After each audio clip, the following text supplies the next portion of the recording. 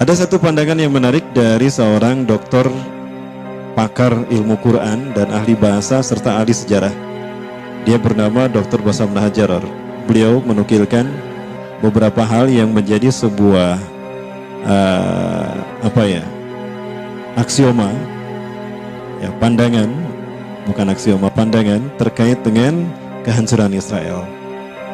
Beliau melihat seolah-olah ada nubuah dari Rasulullah, ada nubuah dari Allah kalau Israel ini akan hancur di tahun 2022.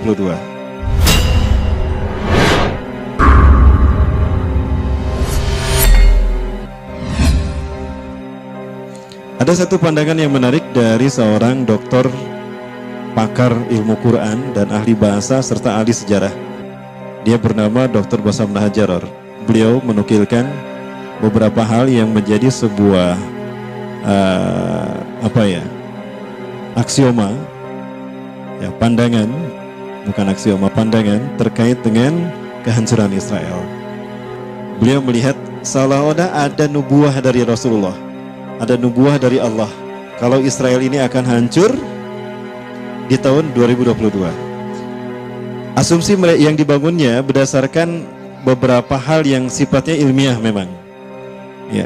Nah, Syekh Bassam Nahajar ini adalah dari Jaror. Beliau tinggal di Ramallah, Palestina, dan beliau menjadi dosen mu'alimat di Universitas Ramallah.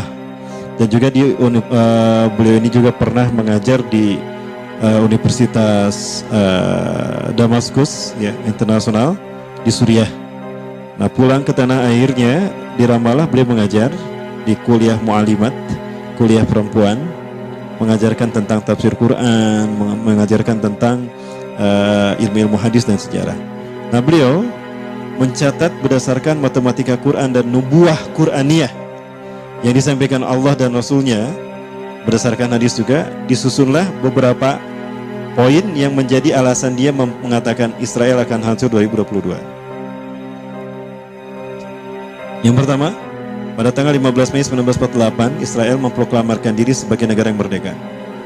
Ya, proklamir ini adalah fakta bahwa Israel mengambil alih tanah kaum muslimin dan mendirikan negara di atas tanah milik umat Islam, Palestina.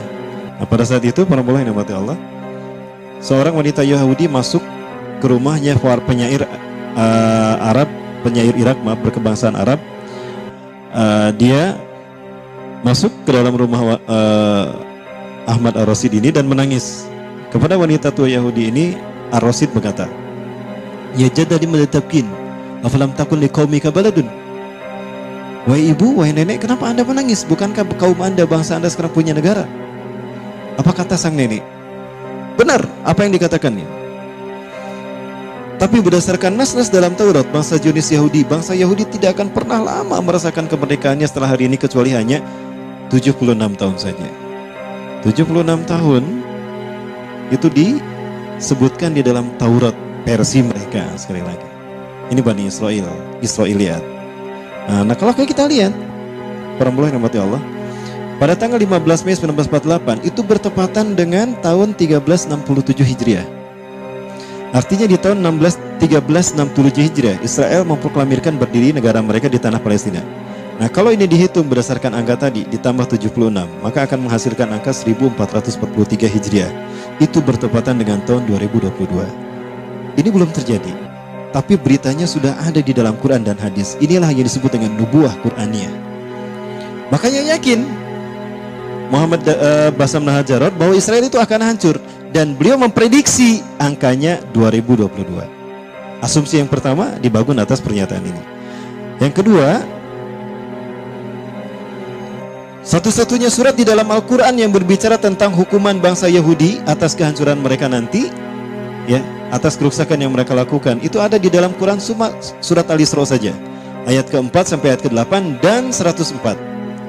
Nah, kalau kita hitung, ternyata dari ayat ke-4 sampai ayat ke-104 itu ternyata qadarullah, Allah menakdirkan, tersusun atas 1443 kata. Kata di dalam bahasa Arab ada 3 jenis, ada isim, kata benda, ada fiil, kata kerja, ada huruf, kata sandang, kata sambung, dan sebagainya. Itu dihitung ada 1443 kata. Apakah ini sebuah kebetulan? Bukan, ini nubuah Quraniyah.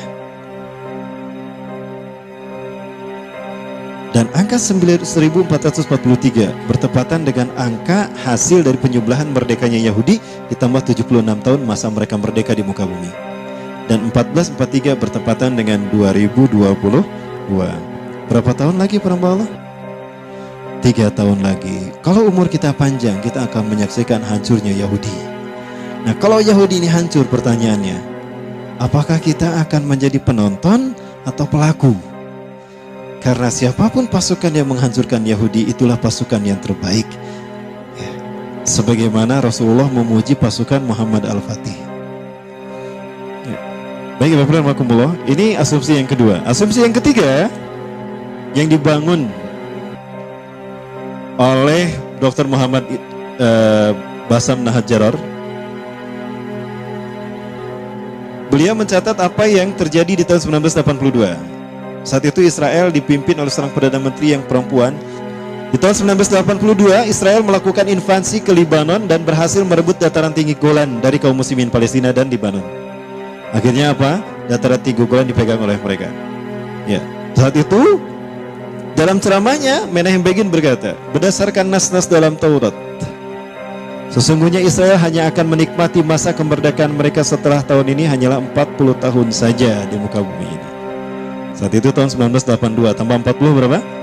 2022.